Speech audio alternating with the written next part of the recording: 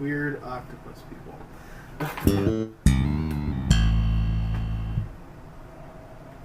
Hello again to all of our friends. Hello. How did that was a children's thing that started like that. Wasn't it Barney? Was it? Hello again to all my friends. Dude, I can't remember much about Who Barney. ended up being a pedophile. No, that's Yeah. not true. No, it might be. Who knows? Yeah. That's kind of something that we're talking about. Yes, fear of the unknown. Yeah. It was a stretch, I admit, but Yeah. fear of the unknown. Welcome to Not Exactly Around, Jason. Warren. Yep. Yeah, I didn't forget you. Yeah. Thought maybe. What's up, man? What's going on? Not a lot. No, Not really, no.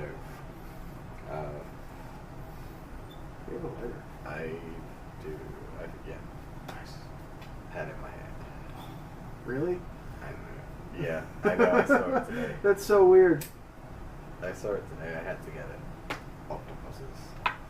That's so weird. If you haven't guessed, we are going to talk about a cool and terrifying thing all at the same time. Mr. H.P. Lovecraft. Yeah. Scary music. Oh. Actually, no, it's not scary. That's what's Yeah. terrifying about well, not a lot, all of the short stories and books that he wrote. His mania was fear of the unknown. Well, his mania was fear of water, Yeah. which is why a lot of the most terrifying things that he's created and thought of live in the ocean. Even the things that live in space look like they should live in the ocean. Like, Have you ever been scuba diving? no, You know, there's crazy shit down there. I can imagine. There's like, maybe that's it. Maybe the aliens come from. And the reason we don't see them all the time is we just go right into the water. Oh shit. There you go. Yeah, that's terrible. Smashed it. We finally figured it out. Yeah. We can stop running all those tests. Yeah, man. But I think it might have been you who got me into the Lovecraftian stuff. Yeah, I don't know. I haven't been into it for that long. I knew about it, and you hear I think Fulu, Cthulhu. Several I'm gonna say different- all of them so no one can bitch about it. That's all the different variations of that. So There's another one that's like tough to say because it's in their tongue or whatever they speak. what's that? Relay or something. It's something to that effect. Yeah, I can't remember. Yeah, it suffices to say it's noises that no human vocal cord should ever be able to make. But we've been listening to the audiobooks lately. Yeah, it's kind of cool. Like I do like reading books, but like that type of book is really good. Like get it read to you, because then you can just concentrate on Yeah, you really like. what's going on upstairs. I read. I was on break at work and I read parts of the first one. The Dunwich Horror that I was telling you about. I read like the first chapter or two of that, and I saw there was an audiobook, and it was prefaced by this really like low guttural voice telling you. I was like, okay, this is gonna be fucking lame, Yeah. and it absolutely shook me to the fucking core. It was terrifying. Yeah. It is scarier than I've never been that shook by a book before. Yeah, it's like haunting, and it's not always like what is happening. I don't know. It's weird. It's there's like because the guy who's reading, like especially like audiobooks, like the guy who's reading it doesn't always like emphasize what's. It's just like stuff's happening, but he's really and that's kind of like what I feel like the horror in that is that he's being completely normal about it. but you're hearing that all these horrible things are happening. Yeah, it's like so whoa. So, for those of you who are completely confused by the topic of this podcast, H.P. Lovecraft was an author from the 20s. He wrote just about all of his books in They're based in roughly around from 1900 to 1928. That's when a lot of, at least as an example of that, the Dunwich Horror takes place from 1900 to 1928. Or no, well, yeah, 1900 is the explanation of where Dunwich is and the stuff that goes on there, centralizing around the Wadley family, who's an inbred, disgusting, horrible patch of human beings. Yeah. That are wizards, basically. Wizards that they are the cult of Cthulhu people, doing all these. They're described as satanic rituals on top of a mountain in Dunwich, but what they're not doing anything that's technically a devil or anything. Everyone in the town thinks that they're devil worshippers, but they're actually trying to bring back the old ones, which is something that he developed an entire mythos of, like literally from the beginning of everything until 1928. Like that's the breadth of all of the stuff that he put down on paper and the mythos that he created, and that's pretty insane. It is. It's that's why it's one of those things that you hear about, and it's so detailed that you're like, the first thing that most people will do, I know I did when I found out about the shit, I was like, all common sense goes out the window. You're like, is this shit real? Like, the people used to believe this shit? Like, because there's just so much like lore and like it just the way it's written, it's just like it's an actual thing that you should already know about, and you're just like, it's that's what I think that reading or having the Dunwich Horror read to me was like you said, the narrator that was reading the book, he had more of an inflection. The terror and mania and uneasiness and haunting quality of it was in his voice and the way it had some music behind it, and it had, not all the way, but it had when certain things were happening, and he was describing noises and especially when they encounter the horror of Dunwich, it making noises and everything, and they did passages of the book when you heard the thing, whatever it was, because the biggest thing about the creatures and everything that are in this is they're fourth dimensional, and we have no concept of that plane. Yeah. So we can only experience them through they can act upon us, and we can act upon them, but we can only experience their presence by their smell and by this goopy, black, disgusting, horrid substance that they leave behind, which is made very apparent in the Dunwich Horror. And all of the Dunwich Horror, the Call of Cthulhu, or Cthulhu, or Cthulhu is... Yeah. One of them, and Mountains of Madness, and Fear of the Unknown, and Shadow over Innsmouth. All of the titles that I've looked up that I'm trying to make my way through. They're ridiculous. And it brings up another interesting thing about the Lovecraft, about books like that. That's the inspiration for... from the documentaries and stuff that I've pieced together, I've dived in real hard. Yeah. Like, as we do, we go on one and end up being completely obsessed by something. And I think also that experience is part and parcel of the whole thing that H.P. Lovecraft was trying to do. Yeah, Yeah. See, I haven't read. I heard that he, at the time, wrote some sort of like small magazine or some paper or something for like some short stories he made up.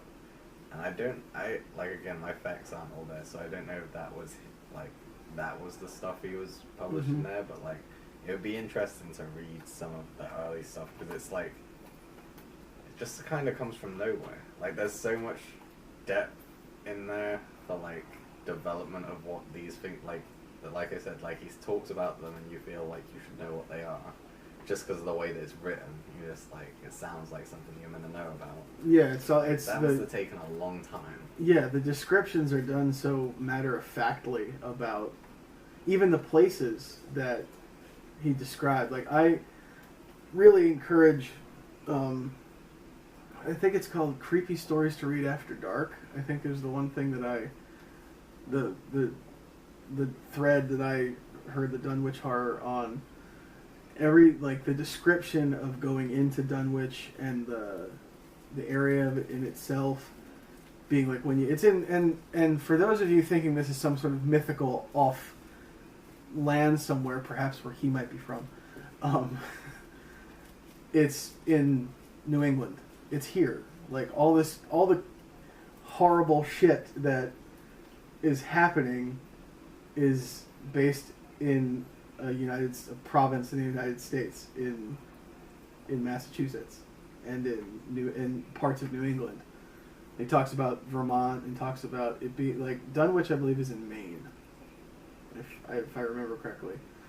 And it just describes it as this place that you know you're not supposed to be. Yeah. The second that you enter this area, he describes like the main road, I forget what pike it was, but the main road going in, and then things kind of narrowing in on you as the walls around, like in the forest over that line's done, which is the roads are cut through, just kind of all of a sudden looms out of the darkness, and then the land that you were once larger than is now 3 times your size. I'm getting goosebumps just thinking about like going into a situation like that, and the way he talks about fear and like man's greatest fear is fear of the unknown. It's also our oldest emotion is fear, and fear of the unknown being the most abundant and primal and primitive fear that we have. Everyone's afraid of things that they can't either understand or explain.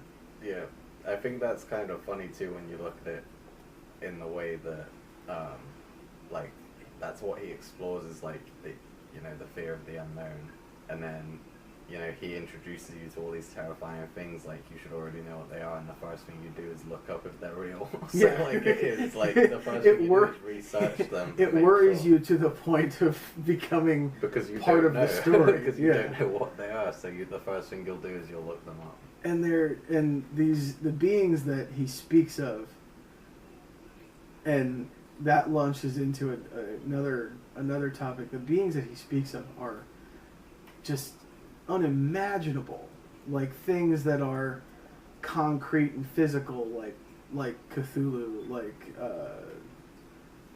Yog-Sothoth and Asmodeth and other. They have all these fucked up weird names. Yes. Sanskrit style names, and also there's names that don't sound like words; they're noises, basically. Like and like really, I can't even make the noises. No, I sound stupid when I try to say their names. And I would imagine, like, if they were real, they would get really fucking offended. Yeah, and I don't want to say it wrong. No, and I think the one thing we discuss more often than like you think that we would is actually how any of his stuff would get adapted into a movie. Yes, exactly. Because my biggest fear would be that, like, Cthulhu, whatever, would get adapted into just like a King Kong Godzilla type monster movie. Yeah. And I don't think that is what it should be. Because he's not scary like that. Like, it's not scary like that. It would have to be... I think it would be awesome if they did a movie about H.P. Lovecraft and kind of have it like be revealed that all his books were more like journals. You know what I mean? That would be more a really like things cool movie. that he experienced. So that the are way actual... he describes going in there is because he's been there, and that's how he's able to describe it so well. Like he describes those people and the weird rituals they're doing. Yeah. It's because he was there. Like that would be a really cool way to go about it. Yeah, there's a testament to the fiction that he spun. Well, fiction. Let's all hope it's fiction.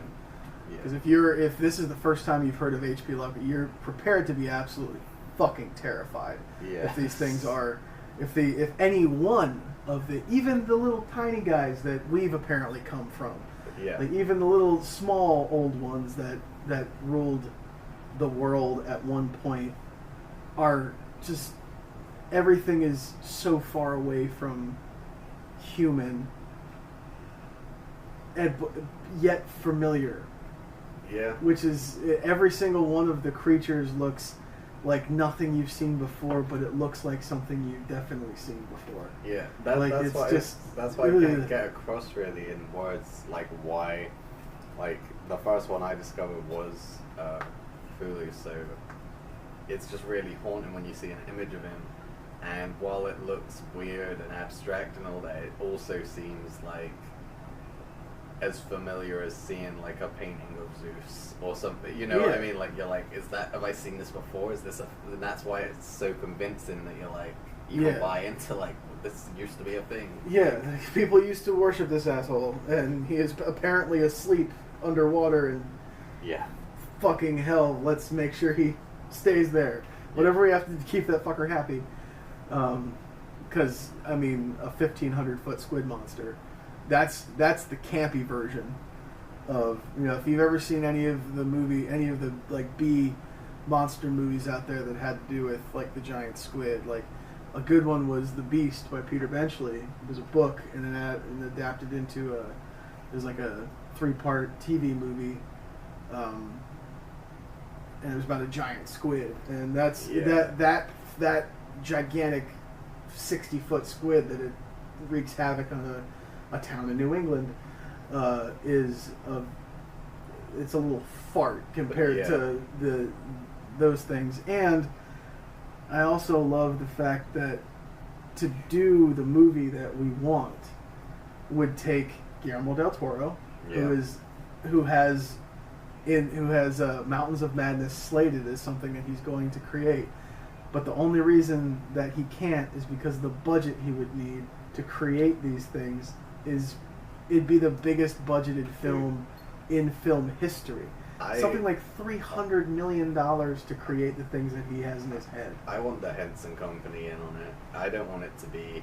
I want it to be like. Oh, mostly practical. Yeah. Hell like, yeah. Because they can. Like they can. Like look back at even like the weirdness of like Dark Crystal and how like that didn't include any like live action people, and that was a long time ago. But the creatures in that have this like, they're not Muppets. You know what I mean? Like Muppets are clearly puppets, so you can't be sick. But these things look like actual, like it's a creature shock, And then look what we did with the turtles, and then but then amp that up to something like that, and you do your force perspective or whatever. Like they could do some really, really cool, really stuff. Super impressive things, and that would be amazing to see. But I think, and we go all the way back to the reason that Lovecraft wrote these stories, was his obsession with the fear of the unknown. And what do you think it would do to the mythos if we actually could see this stuff on 70mm IMAX, because that's the only format. Yeah. Yeah. Like I can't even begin. It would be I guess that's why everyone's kind of, it's a really cool idea, but I guess no one's jumped into the pool of trying to translate it to a screen, because it would just be really hard to scale it. Yeah, people have done the other movies like Reanimator and Mouth of Madness with Sam Neill, which is a good one. The Void we were talking about. Yeah, I still haven't watched that, but it's on. We gotta sit it's down the with top it. Maybe we'll do it list. tomorrow. Yeah. We gotta sit down and watch that. The Void. For the most part, Hellboy. Yeah, Hellboy was a really cool way of doing it. It was kind of like backstory / like a side thing going on. Yeah. But the visuals in there were really cool, and like it also gave that Hellboy's one of those things as well where they talk about that stuff and you're like, is that real? Like Yeah, like when legit. Rasputin puts on the mecha glove and summons the Abdul Jihad and opens the portal, there's that frozen thing. Yeah. And it's it's the destroyer of worlds, which is what Cthulhu is known as, the destroyer of worlds. I'm thinking that was Del Toro's like, perhaps if I put this in here, they'll allow me to make them like, I can't do it on camera. That's pretty close. Yeah. That wasn't bad. But like the salt reliquaries and the use of technology and like mixing the old and the new together to summon these really old things that it's like I would love to see that movie made. I know it. I think it's just such a challenge for like a writer to bring a story because you'd have to go against like every instinct you have of what type of movie it would be, because it'd be so hard to avoid having him just tear through a city like Godzilla would. It's like that's not really what's scary about it. So it'd be really hard to avoid doing that. And as a writer, to try and scare like audiences now with the unknown, because you can't just not show it. Like I mean, I don't know, Cloverfield worked, but like I want to see it, but I don't want the scariness to be him tearing the New York City or anything. Like, it has to be like the people involved in it, the people who know about it, like the cult people. I think that would be like a scary, creepy kind of thing before anything happens, or even during. Like, they just sort of turn up out of nowhere, just it's creepy. Mm-hmm. So it would just be a really. I think it's such a big job to write that movie. I think, although like I know people work in like teams of writers, I think that would be a movie that you just need to give it to someone who could be trusted with it, and they'd have to be left alone. Because if you have like a group of people working on it, then someone's gonna suggest that we have him tear through, and then the movie company's gonna love that idea. It's like, well, that worked before. Yeah, but it doesn't play anymore. It has to be like true to what it is. It also gives the impression that man would stand a chance. Yeah. And it really wouldn't. By the time he is on the land, like then just a being that size, because Cthulhu is, if you look him up, he's the Mountain of Madness. He described by H.P. Lovecraft and so many other authors that have taken from that same type of mythos, and their names escape me right now. I can't remember the ones that I've researched, but he's a being so large that when you see him, you go crazy. That's the Cliff Notes version. Of the description of it. Just if you want a picture painted for you, imagine something so large and so grotesquely outside of your realm of understanding in front of you right now. Just think about that. Close your eyes for a minute. Think about seeing something like that. And then ask yourself what the fuck you'd do. And I mean, even the size of him, like, on the horizon, he would still probably fill most of your, like, vision. Like, yeah, he'd block out the sun. He's gigantic. And that's why I think the Call of Cthulhu, that book, the thing that I really like about that is, if I remember correctly, it doesn't like feature him. It features all the play up to him, and then at the very end as him. So like that could play as a movie, but then people would be like, oh, I paid, you know, to see a fucking Spooler movie, and I only saw like this many seconds. Just like, yeah, but that's all you would see. Like yeah, that's the only thing you had an idea that I thought was pretty cool. I can't remember this. So there's the fairy idea. Oh yeah, yeah. I can't remember. I just remember the fairy. Yeah. But I remember it's fucking awesome. What was it? We were saying that we were coming up with an idea of how we would write it, and I said it would be kind of cool, like, you know, we said we'd do like the H.P. Lovecraft thing where we do it as him, but then I was like, instead of doing it as him, because people will clock on if his surname's Lovecraft in the movie, so we just change his name to something really normal, and base it... W.M. Yeah. Hate ship. That's it, yeah, and we like base it way back, you know, in that sort of time period to where they had, you know, ferries and shit going to these small little islands on the coast where you have these little like... Oh yeah, it's ferry as a boat, not ferry. Yeah. There's no ferries in H.P. Lovecraft. And if there are, they're probably the most terrifying thing ever. Yeah, and then you could have... I was kind of going with the idea that you'd have like a guy who's like a journalist or a writer of some kind.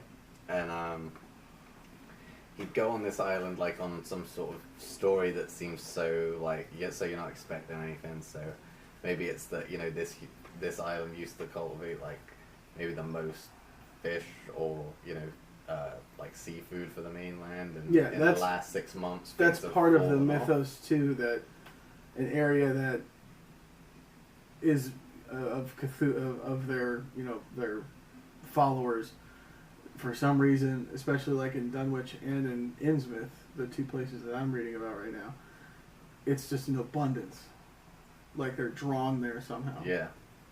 So the idea would be that the story he goes there for is something really that sounds at first glance like nothing. So he's kind of annoyed that he's going there for the story, but it's his job, so he goes there. So the story is like, you know, this one fisherman's like island used to be like one of the highest resources for them, and then like the last year they've been turning up like nothing and like selling nothing on the mainland and not bringing in anything. So they send him to sort of investigate, and he's kind of annoyed because he's like, that's not the type of story he wants to do.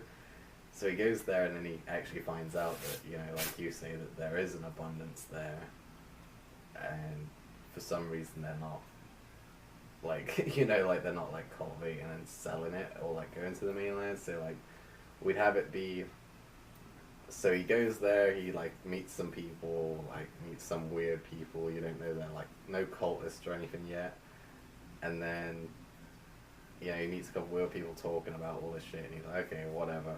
Thinks he's wrapped the story up, because he kind of has. He's like, you know, they said they haven't got any fish. I've been here. I went down early morning to see if I could catch them, like, and it's just no one will like tell you me can anything. barely see the water. Like there's just fish just throwing themselves like on the land, and he's like, so he finishes up his story, and he's working on it in his little notebook and whatever, and he's sat on this ferry and he's going out, and then just this noise happens, and it's kind of like, you know, Saving Private Ryan on the beaches where it just goes to that white noise.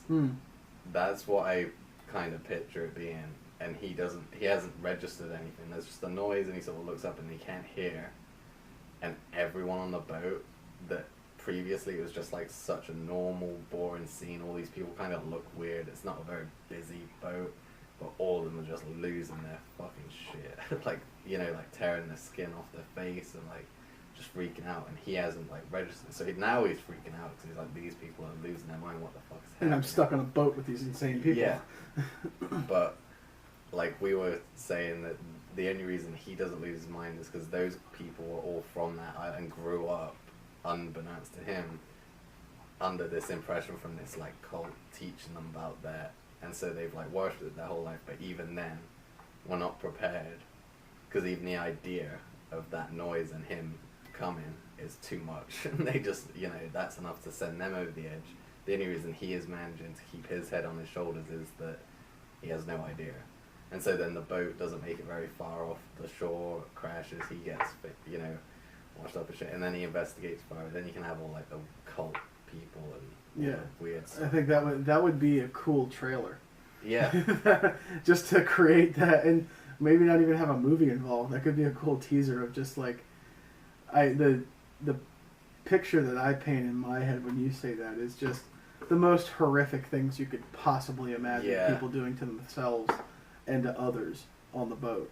Like just this all of man's depravity and disgustingness and fear happening right there. And like this is where it would get hard though, because I think to get that across, especially to like our audiences now, because you know gore, you know, like fucking gore porn is like a thing. So to really shock people, you have to go past these lines that I'm not sure people would be willing to go. So to get that level of madness across, I'm picturing like, I don't know, maybe 7 people on this like fairly big 1-deck boat with the open back, and some people are out there, you know, there's a guy out there fucking having a cigarette or something, you got some, and then there's like a woman, you know, she's like dressed, you know, like they used to dress like then, so looking pretty proper. She's got like a hat on, she's got a baby in her arm, and everything's normal. He looks down, he finishes writing, hears the noise, and then just that beat, and he turns up, and the last thing he saw, everyone's kind of in the same position, but he just sees the demise of it. So he looks up, and now where the baby is, she's just scratching at a blanket that's just blood, like that it's not even there anymore. She's just like lost her fucking, you know, it's just too much. Yeah, that would be. That's like, what you'd have to go past. We've crossed a lot of lines, and that's another reason why I feel like the movie may not ever happen, because the lines that Del Toro or anybody involved with the project, that the lines they would have to cross to bring about the, if you've got to, it's tough to even explain it is the stuff that is portrayed in the book, the grotesqueness of the people that are part of this mythos and the things that they do, and it's just there'd be a point where, I imagine if it does get made, there'd be a point where, oh, it's just your standard gore, all that stuff, and then there'd be this line crossing, and everyone in the theater would just get sick. Yeah, you'd have to have that point there, then to set down what this is, because in a book it's easier, you know, like not easy, like writing is hard, but like it's easier to take those words from the page and feel like your stomach go a bit and feel like, oh, that, like just feel uneasy about it. But to get that across on screen, especially now, you'd really have to bat that home really hard and really fast without them suspecting it. So like it would have to be catching them off guard, going somewhere they're not expecting you to go, and then back to normal. The boat capsizes, he's back on shore, and he's a bit out of it, but everyone else is, you know, the whole scene around him is just back to normal, like nothing's happened. And no, you know, I mean, no one's registering it, and you're all in on it with him. Yeah, but everyone around you is, and then it, because outsiders in the Lovecraft world, when outsiders come into, right now, I'm part of the way through The Shadow over Innsmouth, and it's told from an outsider's perspective. So they, you know, he goes in, they describe the town to them, how it's at one point it was a fairly affluent place, where, you know, there was a rich guy bringing all this industry in, but he would also do fairly weird things, like going and visiting a particular island and doing things there that they're described, but they aren't really described, and you kind of can, you do that, your brain paints this picture for it. It's like the closest thing that I can use to describe the technique that he used in his books in cinema is what Spielberg had to do with Jaws. Yeah. And I love the fact that almost all of the films that we've been describing have been movies that have to do with water, because that's the we're the low man on the totem pole when it comes down. Like unless you're in a little koi pond filled with little tiny fishies, you are if you go into the ocean, you go to the bottom of the fucking food chain, because most of the shit in the ocean, even if it's smaller than you, can kill your ass. That's what's so funny about movies, though, is that fear is so irrational that something that actually exists in the ocean and that could kill you just doesn't scare people anymore. Like shark movies doesn't scare people anymore, when it really should, because those things are real. Insert The Shallows. Yeah. Just a hour and a half of Blake Lively's ass. Yeah. Yeah. But like, you know, that should scare you. Yeah. But it doesn't, because sharks or Blake Lively's ass. But yeah, like I don't know. I think because Jaws set the thing, and then everything after that kind of feels like, oh, you know, everyone just it's Jaws. Like, but yeah, when it isn't, it's so far from it. But like, that's what would be interesting about this, because you're taking it to another level. Like it's from the water, but you're not necessarily going there. You're not necessarily going to go be face to face with this thing. Yeah, you're just gonna be seeing the like build up to what happens before he actually comes. Yeah, and that and it's an irrational fear too, because if you think about it with a rational mind, if you don't know what something is, if you've never experienced something like that before, and you can't put extrapolation and logic behind something, in a rational mind that shouldn't matter. Yeah. Only that in a rational, logical mind, the tangible should matter. That's why there's, and we even go to modern modern headbutting with science versus religion, and atheists versus people of faith. There's all the logic in the tangible, but then there's all this history in the untangible. And the logical person is going to be like, oh, well, fuck, if I can't see it, if I can't see it and I can't act upon it, and for whatever reason I think it can't act upon me, I shouldn't really care about it, because I'm here. If that pack of cigarettes right there is a holy being, which to some it is, and I can grab it and I can act upon it, then this is what I should care about. But then, if someone tells me there's something directly beyond this that makes this just shit, but I can't see that, it shouldn't matter to the logical mind. But the way Lovecraft spins the tale, you can't get away from just being absolutely horrified by something that you're unable to even touch. Yeah.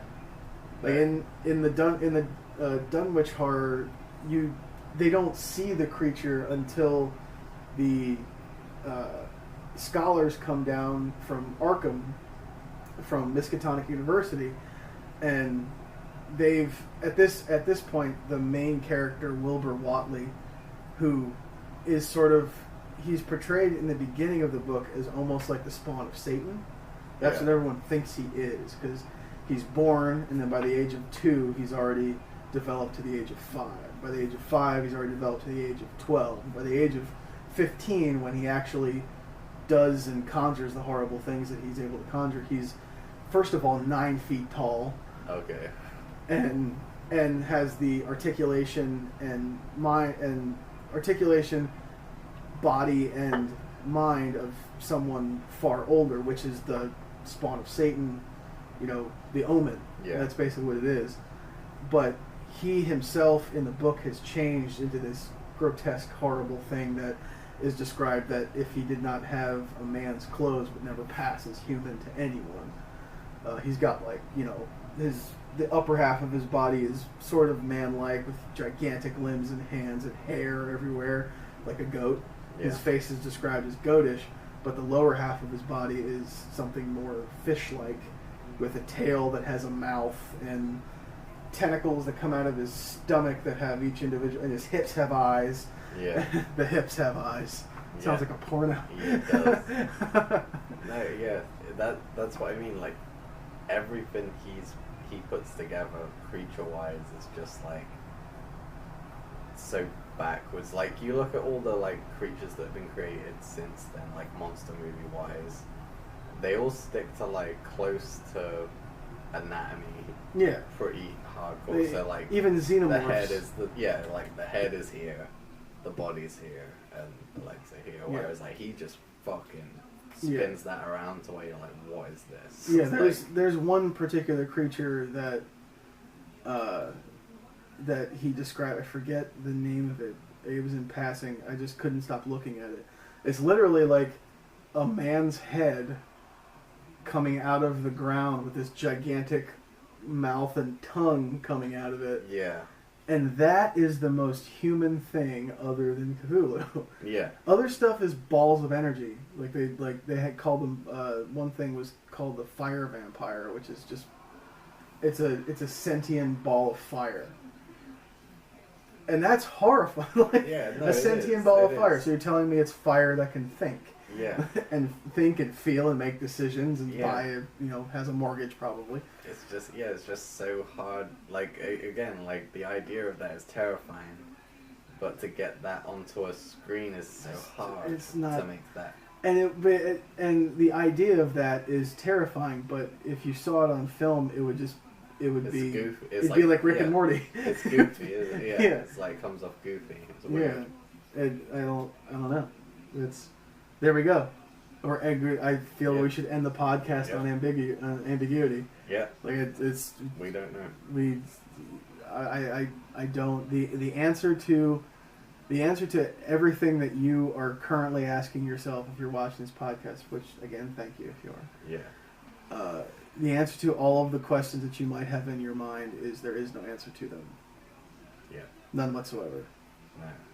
There is some cool videos there. Yeah, there's really cool.